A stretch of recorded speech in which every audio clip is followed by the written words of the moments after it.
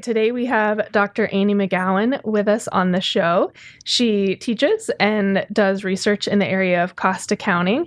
She currently is focused on being the Associate Dean for Undergraduate Programs, which I think takes most of her time and life and energy.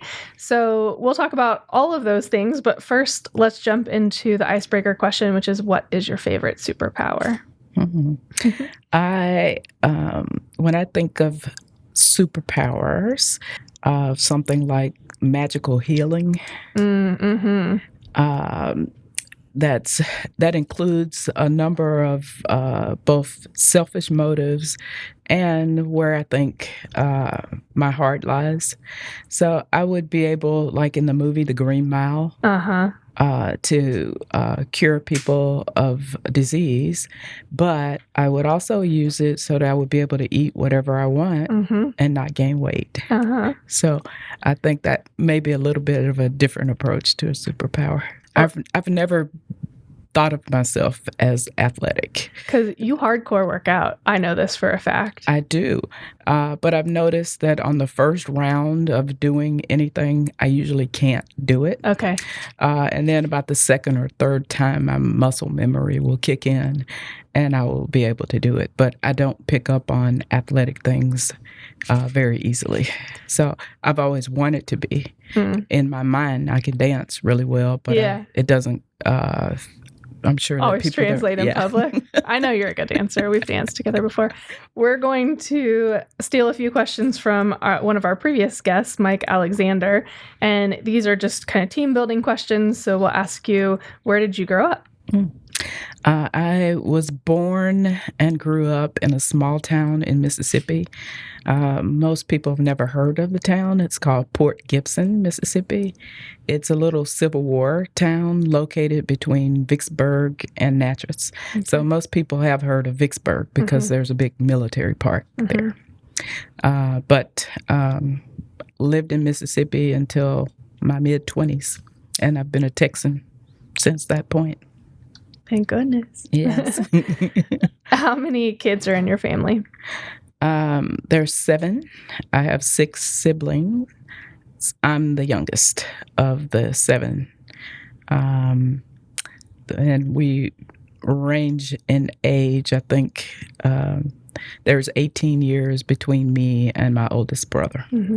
So almost like a mother-father relationship between he and I. Yeah.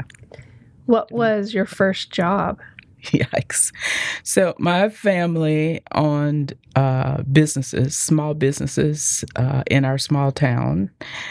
So I've been working at my parents' store. It was a convenience store. It had a restaurant, a little cafe, it had a gas station, it was a convenience store. So I've been working there since about age 9. So that's illegal, right? I'm just kidding. Yeah, well, I thought so. I don't think it actually is if you work for your parents. Well, my dad, I'm not sure. If you look at my Social Security records, my dad actually paid me minimum wage from the time that I started working. Really? And my Social Security goes back to that point in time. That's amazing. It was official. It was legal. Yeah. That's amazing. Yeah, even though I'd be sitting on the stool counting. He gave me a cigar box when I was 9. And my job was to sell cookies and candies and popsicles to all the children when they came in. So when I went to first grade, I could count really well.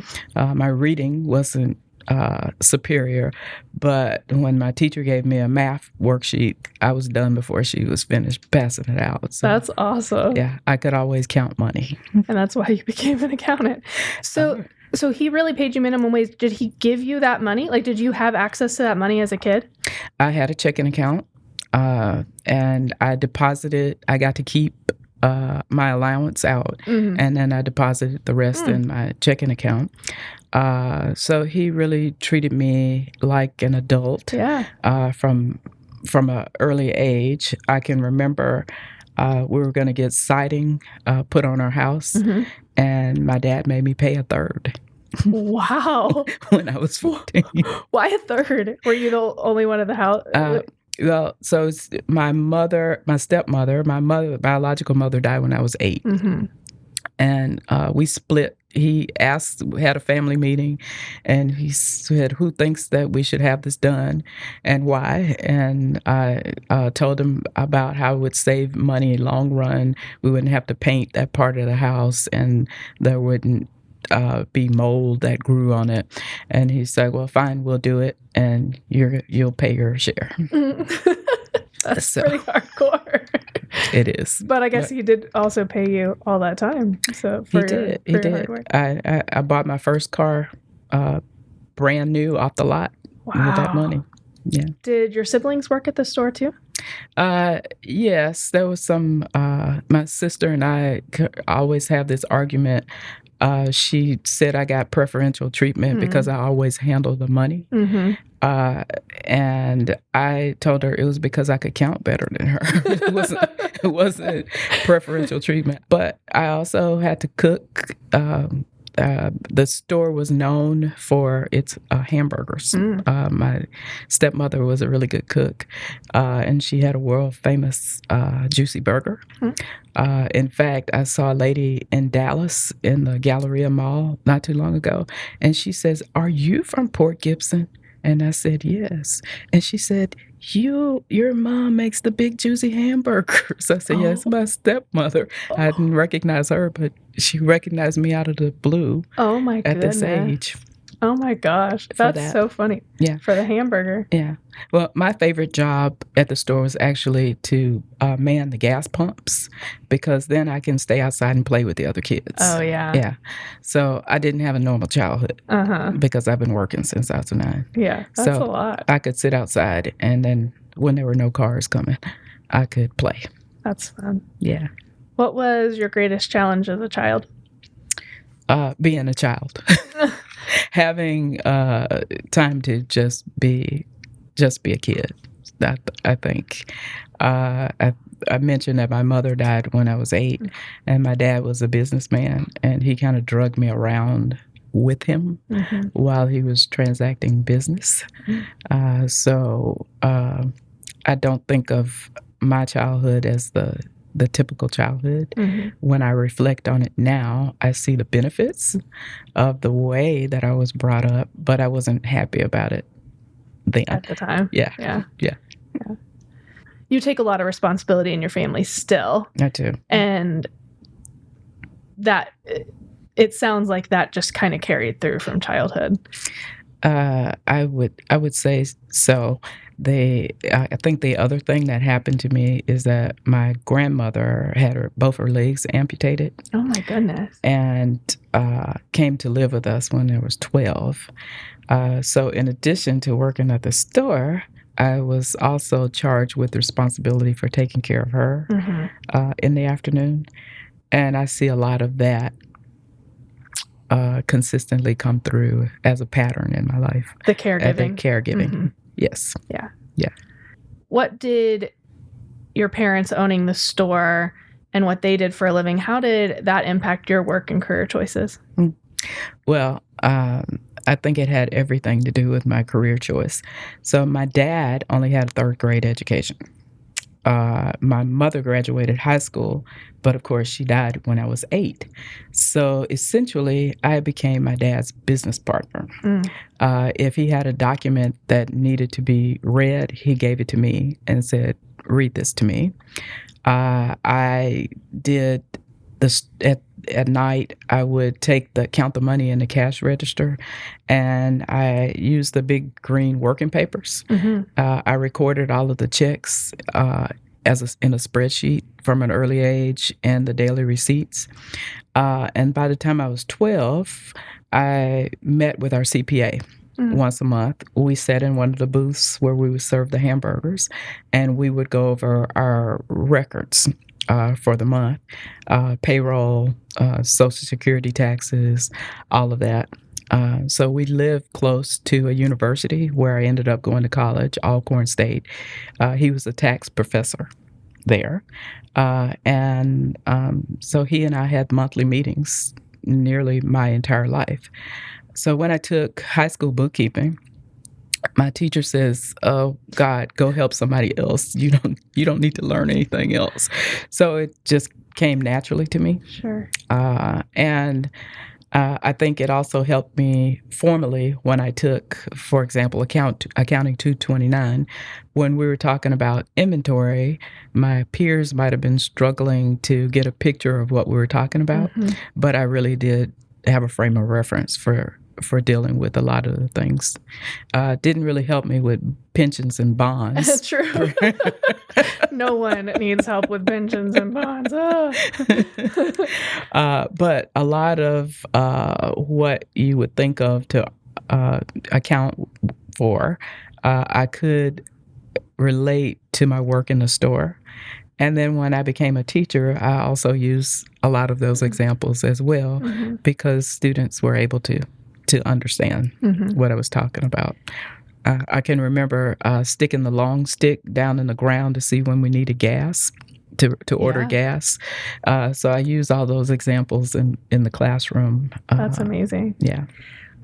I know something we talk about here at the undergraduate level from a curriculum perspective is just our students' understanding of how a business works. Right. And I think whether you were, you weren't doing pensions, but you knew what value proposition was and how a business makes money. And I think that's the thing that if I were a parent, I would really try to instill in children, is just how business works. I think that gives you a huge competitive advantage when you get into a business school, even as an undergrad. Yes, I would agree. I think that my dad actually sat me down and had conversations with me about not just operating a business, but how to deal with people. And I took a lot of, I think at my core, a lot of what I think and feel actually came from him.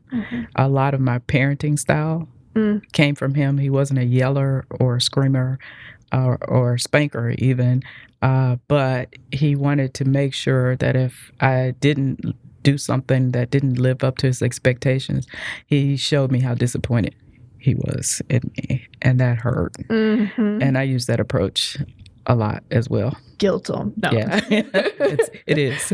So I always tell people if I want my son to do something, I cry a little and he'll do anything. Oh, Annie.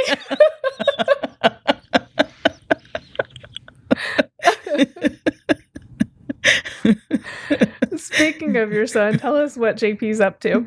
Oh, well, JP has, he's graduated from Texas A&M in 2011. He now works for the Miami Dolphins. He's a scout. That's his dream job. He's married. He did a great job in selecting a daughter-in-law for me. And they now have a 3-month-old baby boy named Kellen, who I can't get enough of. So he has given me the greatest gift that anybody has ever given me, because being a grandmother is a lot more fun actually than being a mother. Yeah. All of the fun, none of the responsibility. That's pretty awesome. Yeah. And you've gotten to see Kellen a couple times this summer. Many times, yes. Spend a little time with him. Yes. I've actually gonna spend 2 weeks of nanny duty. So I get to keep him by myself while his mother, they have a gap in their childcare. So I'm gonna spend some time, one-on-one time with him. It's pretty amazing. Yes. Good. Tell us about the Mays Transformational Leadership Academy. I know you started that and have maintained that as the Associate Dean for Undergraduate Programs. What is it for our listeners, and what sparked the development of the Academy? Sure.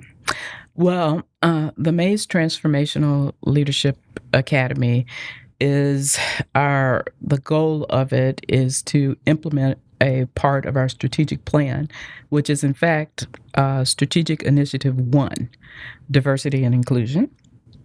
The need for diversity and inclusion comes from our transformational learning framework that one of the mindsets that we'd like to develop in our entire student body is an inclusive mindset. And in order for us to effectively do that, we have to help our students to develop a pattern of diversity of thought. Mm-hmm. And in order to have diversity of thought, you kind of need to have diversity first. So, in an effort to fully articulate our strategic plan, we need to enhance diversity at the business school. So, the Mays Transformational Leadership Academy is set up to, one, encourage students from groups underrepresented here at Mays to consider pursuing a business degree, and to do that at Texas A&M. The other component of it is that we want all of the students that we touch to become transformational leaders. So this camp is designed to help them to develop an entrepreneurial mindset, a global mindset, an inclusive mindset.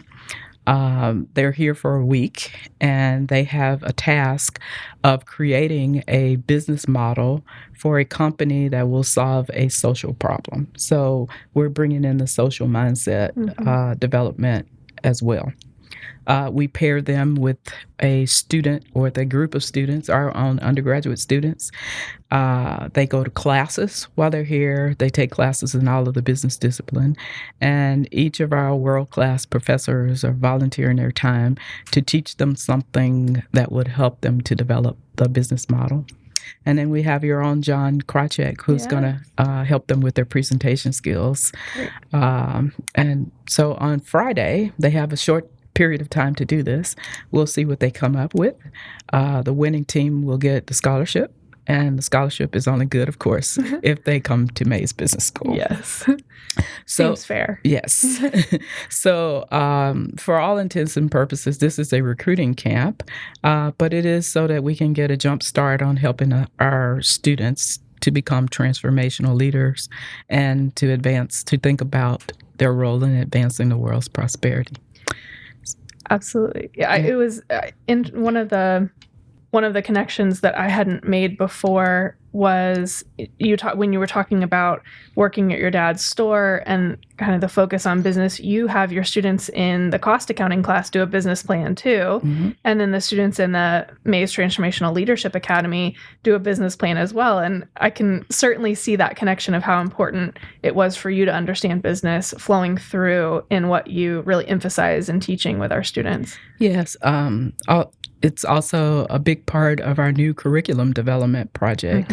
I always thought that students go through their undergraduate program, they learn accounting in a silo and finance in a silo and marketing in a silo, that it would be important for us to encourage them to put the pieces together. And this business model development is a perfect way. It's not the only way, but it's one great way for them to see what the components of a business enterprise are and how they interact with one another. So hopefully in about a year, we'll have a new undergraduate curriculum that also focuses on integration and development of the mindsets and implementing our strategic plan into the classroom. So the Mays Transformational Leadership Academy, this is our second year formally of having that. For about 12 years prior to that, we did a business career awareness program. I've been a faculty member here for 26 years. And diversity and inclusion have always been the centerpiece of my platform for here. I tend to think of everything through that lens. You've talked about my background. I went to an HBCU for my undergraduate work. And that's historically Black college or university. And I think that was good for me, that I was nurtured very much there. I think that it's necessary to have people who understand that experience also at a university that is not a historically Black college or university or Hispanic serving institution, who understands the needs of that segment of the population and can help them develop from where they are. So I've always viewed that as a part of my mission.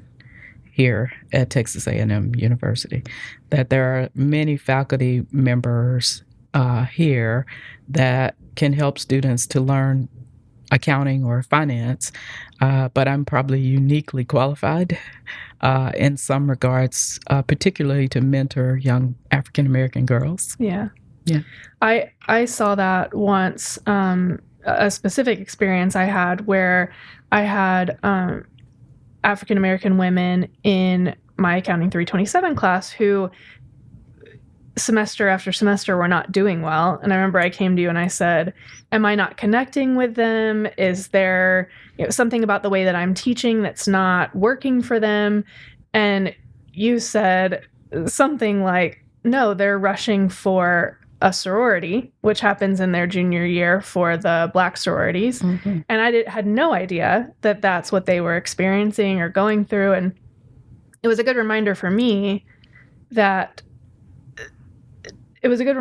to connect with students on a different level, to understand the different situations that all of our students are in, where most of the sororities on campus recruit prior to their freshman year.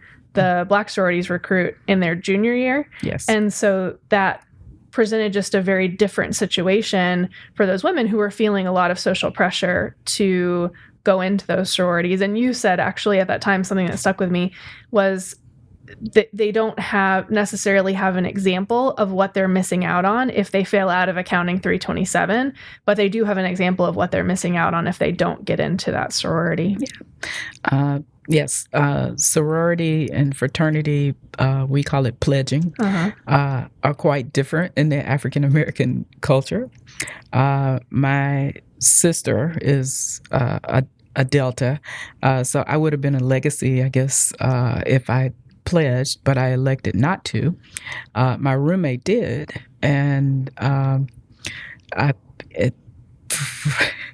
it's a very intense experience, and I've always felt that it really detracted a lot from it.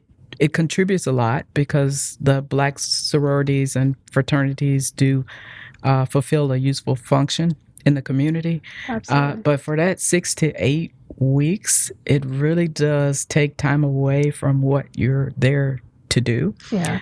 In fact, my roommate and I were both accounting majors. She ended up having to change her major because of the experience of her pledging. Sure. So when we went home to visit her mom said, I guess you're changing your major too. I said, no, my grades are fine. But it might, and knowing those things could help us change the way we advise absolutely our African American students. Don't take Accounting 327. This intermediate accounting, which is notoriously hard. Don't take that class in the time that you're pledging. Yeah. Things like that are easy adjustments that might make them more successful. Yeah, and there are some students that could handle it, of course. But we have a new director of diversity and inclusion, Dr. Nancy Hutchins. Yes. And she and I have talked about putting together advisor training, particularly for first generation college students and students from just different cultures, what issues that might be addressed, and ways to collect information that would help them to identify a student that might be at risk in a certain category. So we're working on training advisors to be able to understand what those issues are. Absolutely. There are a lot of information. I've lived their experiences, but a lot of people in the business school have had different experiences. And that's kind of the point of crossing boundaries, so that we can get to know each other. Absolutely. Yeah. You obtained your bachelor's degree at Alcorn, like you said, and your master's at Jackson State, and then a PhD at the University of North Texas. Screaming Eagles. That's where my sister and her husband went. All right. What were some of the challenges you faced in your academic career? Well, I think I am a first-generation college student. I think that I did not have some of the issues that a student like me might have had if I'd come to Texas A&M University. So there was no adjustment period for me. But with that lack of adjustment early on, there was also a lack of growth. So had I been thrown into a different environment, I would have felt more comfortable doing some things earlier or speaking out, for example, in a crowd where I was the only one, because I would eventually be the only African American female in the room. So initially, that was very uncomfortable for me. But I think I was protected from that. So the challenges really related to lack of exposure, I would say, because I was essentially in a bubble. Because at a historically Black college, you weren't in a diverse environment either. That's correct. And so you didn't have that chance to step out and be the other or the different or whatever verb or whatever noun you want to give to it. That is correct. Yeah. And when you're in the same environment that you've already been in, you don't really know the full breadth of opportunities that you could be pursuing. Because you're used to living in the smaller bubble. So I think the earlier you're able to break out of the bubble, the better it will be for you. I was asked the question by a colleague, and I don't mean this in a mean way, why are you recruiting African American students to come to a predominantly white conservative institution where you know that they don't fit in? And I said, if you stay in an environment where people think like you and look like you all the time, you're not going to grow. And if the predominantly white conservative population stays in an environment where everybody looks like them and thinks like them, it will stunt their growth as well.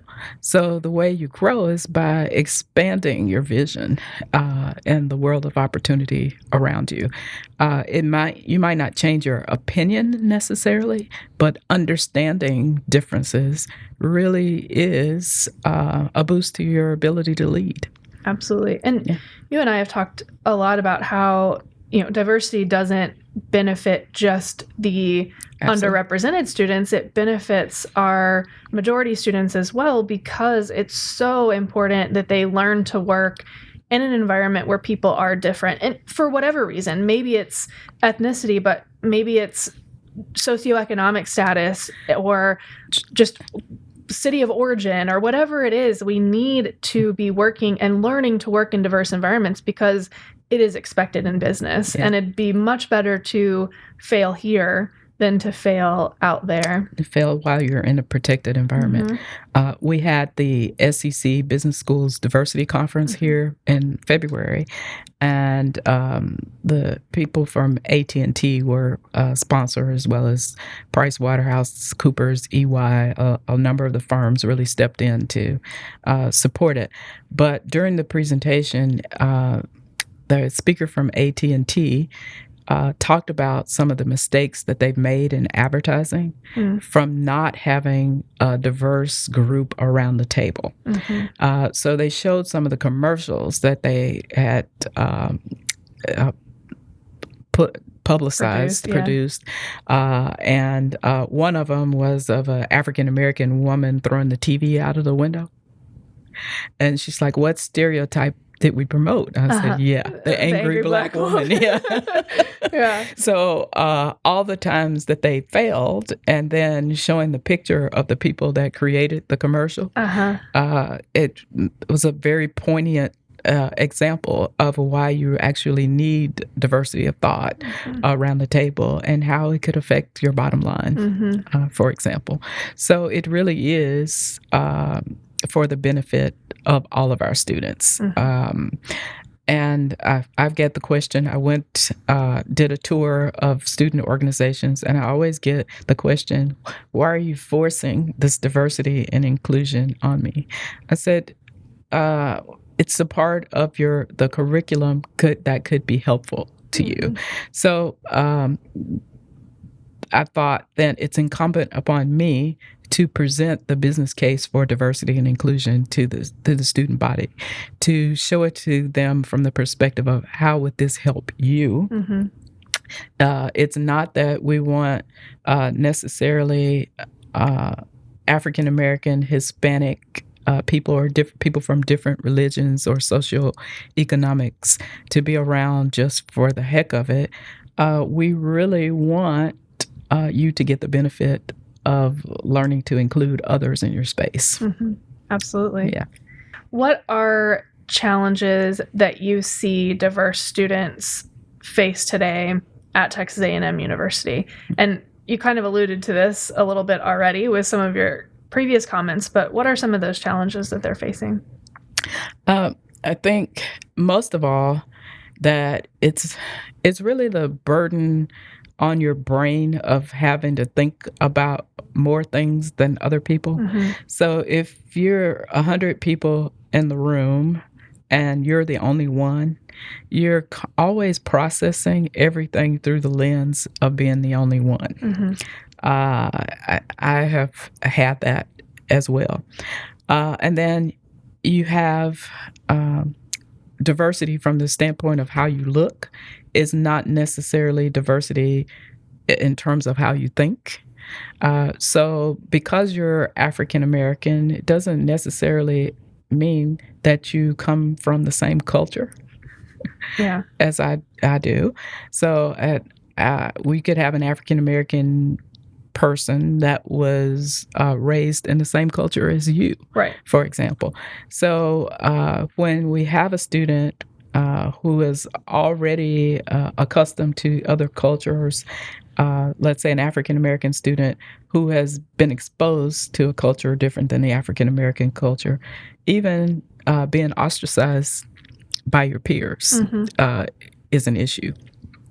So I call it the burden of the impostor syndrome, so to speak. So you're here to be educated, but you have to act differently than what feels comfortable to you in order for other people to feel comfortable.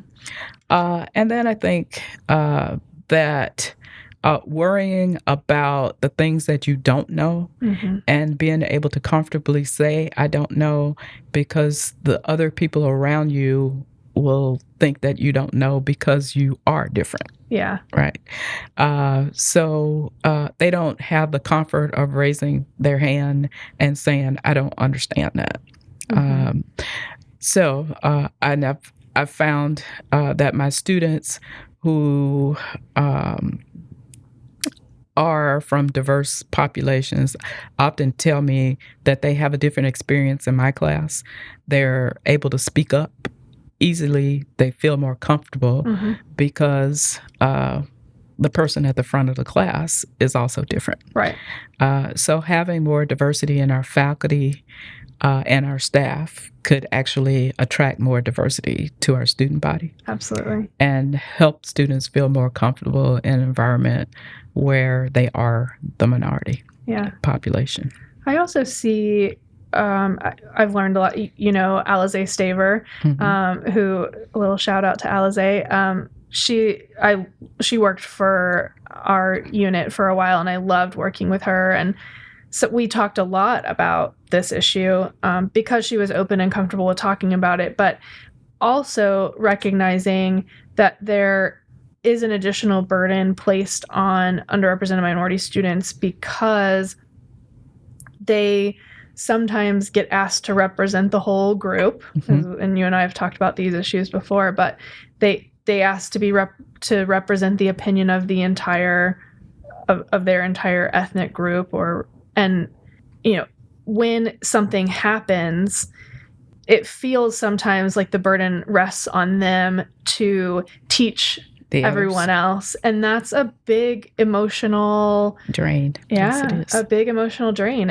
and time commitment to educate everyone else, and at the same time educating everyone else is really valuable, and balancing those two things is difficult, I think.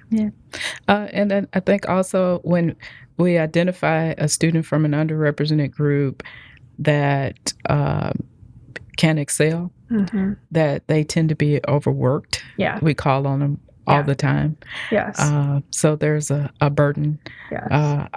I've felt it as a faculty member throughout my 26 years here. Every time every picture, every photo shoot. Yeah, anything that has to do with diversity, I'm the person that gets sent there. And so my other colleagues don't have that burden. They may have a different burden, but not that particular. No, and there's a lot of research about that for women in general in academia and in business, but certainly underrepresented minority women, that there is an additional job you have to do with advancing diversity, with serving on an extra committee, whatever it is, because of being different. Agreed. Yeah. Agreed. I had this experience with our former associate dean, Marty Lauder, and I were at a conference, and there's this group called the PhD Project, and their mission is to help diversify the faculty and staff at schools across the United States. So Dr. Lauder attended a reception with me. And then she pulled me aside and she said, "My God, I'm the only white person here." And I told her, "Welcome to my world." That's right. That's how I live life every day, Marty. That's right. And she's like, "Oh, I never thought about it that way." I realized that feeling, I think, for the first time when I went to a baby shower of a Black friend and I was the only white person there. And it was like, oh, this is how she feels every day. Yeah, all the time. Yeah. It's interesting. Yes. So transitioning into your job as the Associate Dean for Undergraduate Programs, what do you see as the biggest challenge facing undergraduate education? You talked a little bit about integrating curriculum, so that could be part of this answer, but where do you see Mays in 5 years, and what legacy do you hope to leave in this position? Yeah. Well, the challenge, as I see it from the position that I sit in right now, is that things are moving at a much faster pace in industry than we do in education. Yeah. So even keeping pace of the way that industry firms are doing things now is really not good enough. We have to know what is the next big thing coming in order to get a curriculum that will be prepared to address it and prepare our students to deal with it when it's there, and how to keep our curriculum current. Yeah. And the fact how to keep our faculty current. Yeah. For example, so my son says one of the things that ages you the most is your failure to keep up with technology. So how do we make sure that our faculty are staying current in this environment? I remember when I first got here thinking, how in the world do faculty not know X?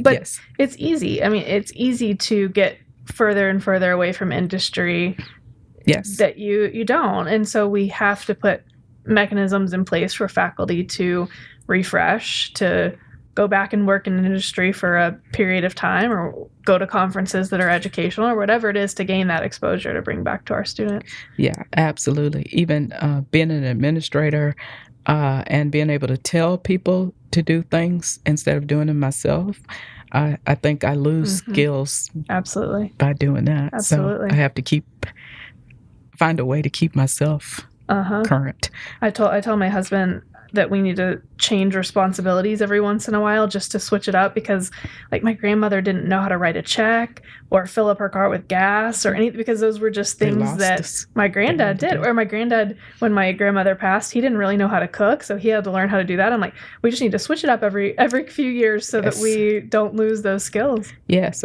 and just because somebody will do something for you doesn't mean necessarily you should always allow them to do it. You should. You'll get rusty. So, yeah, that's true. Yes. So the thought that kept returning to me when I applied for this position is that this is the time for inclusion to be integrated in our undergraduate curriculum. So I would like to deliver on a new core business curriculum for our undergraduate student that really does have this leadership skill of the inclusive global mindset as a centerpiece. The integration part has always been important to me. As you mentioned, I've always done a project. I think Janet Parrish and I taught this engineering certificate program where we realized the synergies between our class, and we brought that into the development of the new curriculum. So having these classes not necessarily taught in individual blocks, but having maybe the students stay put where the marketing professor and then the accounting professor and the info professor come in, and there's an integrative piece so that they can see how they fit together. But also how you can start to practice these mindsets while you're still an undergraduate student and have force yourself to have that more global mindset right here in the business school of understanding where another person might be coming from. And I tell people all the time, I'm not saying you have to agree with what they do, but understanding how they come, where they're coming from, will help you to be able to be a more effective leader. And when they see that you understand where they're coming from, even if you don't agree with them, they'll want to follow you. I think is the case. Absolutely. Moving into our rapid fire questions, what do you consider your most valuable failure? As an educator, my first semester teaching at Texas A&M was a big eye-opener for me. I taught the course managerial and cost accounting courses, but I taught them in an environment that was quite different from the environment that we have here. For example, at North Texas, a number of students actually go to work for industry, and the cost accounting was a big piece of what they needed to know.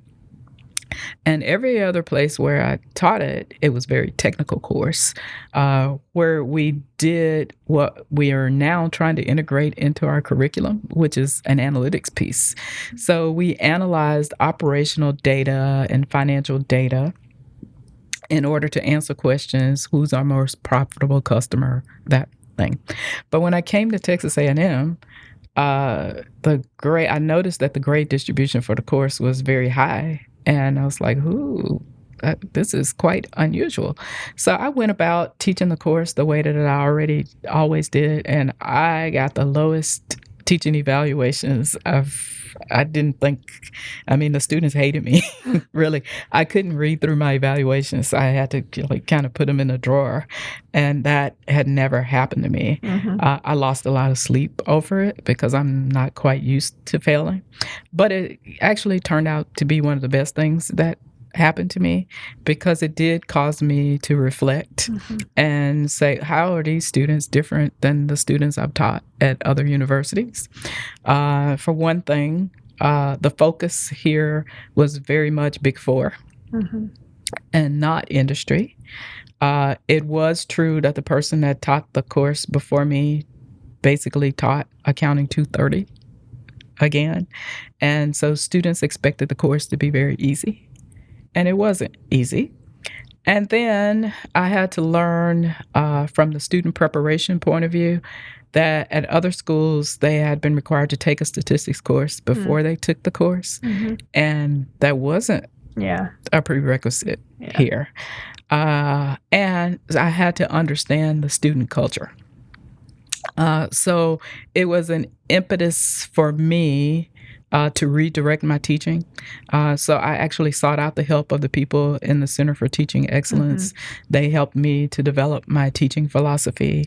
And then I would say to really become a good teacher. To understand what my students' needs were. Sure. And in other places, it had been enough that I could make the examples come down to their level so that they could get what I'm talking about. So I combined the two things.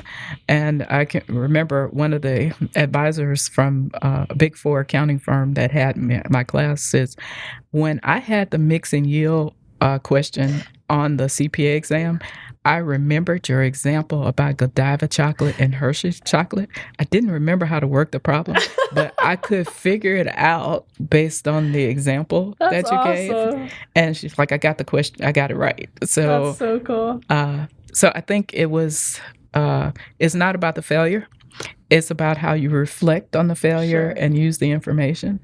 And I think I became a better teacher as a result of that failure. I might have coasted along kind of right in the middle. Right.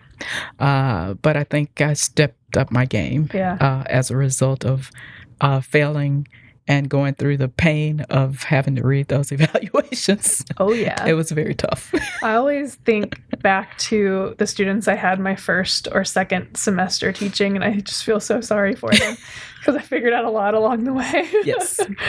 What do you think is people's biggest misconception of you? That I'm really bossy and that I want to take over. That is at my heart not what I want. I would really like for other people to take over. My son says I don't have a lot of confidence that other people will do it the way that I want it to be done. Sure. But yes, I feel like I step up to lead when it is necessary, but not bossy. I do sound like I'm giving orders a lot of times, though. So I have to check myself. If you could have anyone as a mentor for one day, who would it be? This is a tough one, but I would probably pick somebody like a Maya Angelou type person.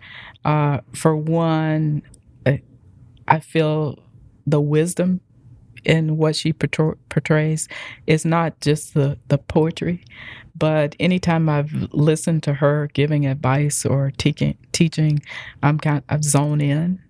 I think she's lived a life where she's made mistakes and that the wisdom grew from all of the mistakes that she made.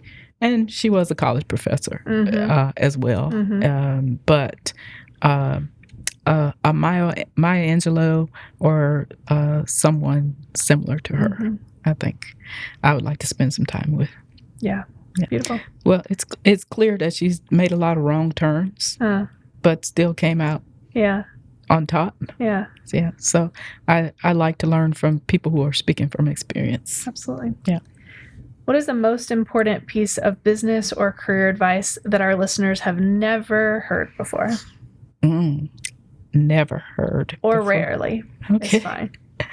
I don't know if it's rare or not, but at the end of the day, that the people that you're dealing with are people, and to try to put yourself in their perspective, to view the world from their perspective, can actually be quite helpful in helping you to negotiate, for example, or basically just to get things done.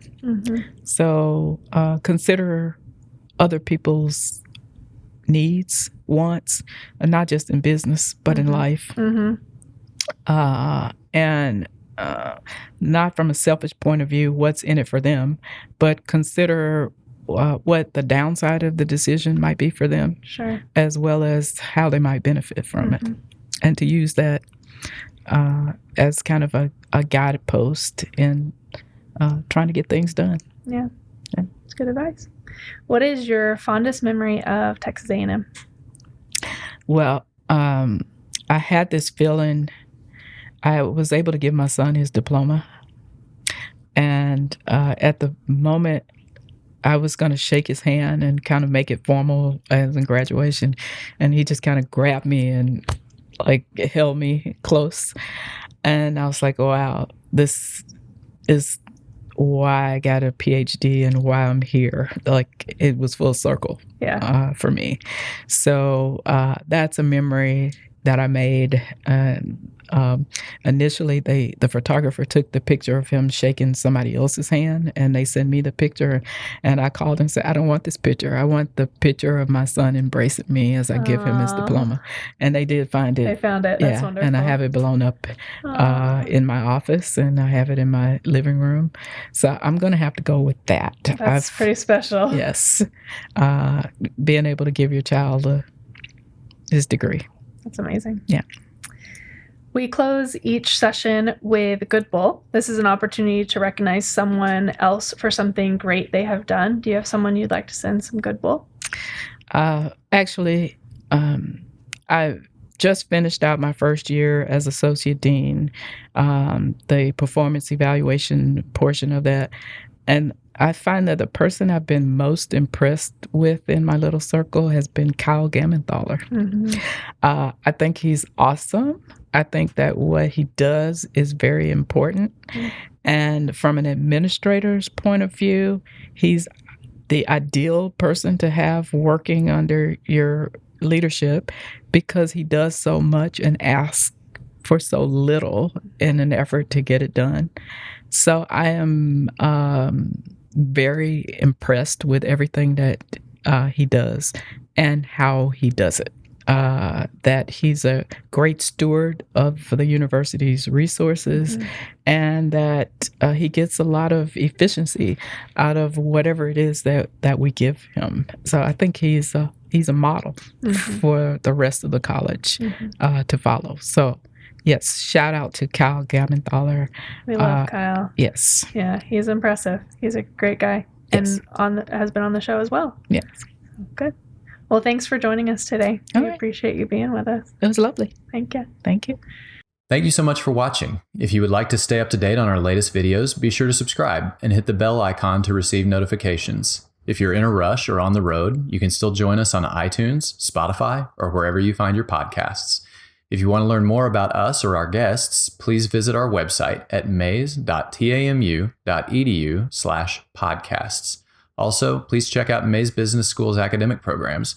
They're the sponsors of our show, and you can find them in the description. Thanks, and gig 'em.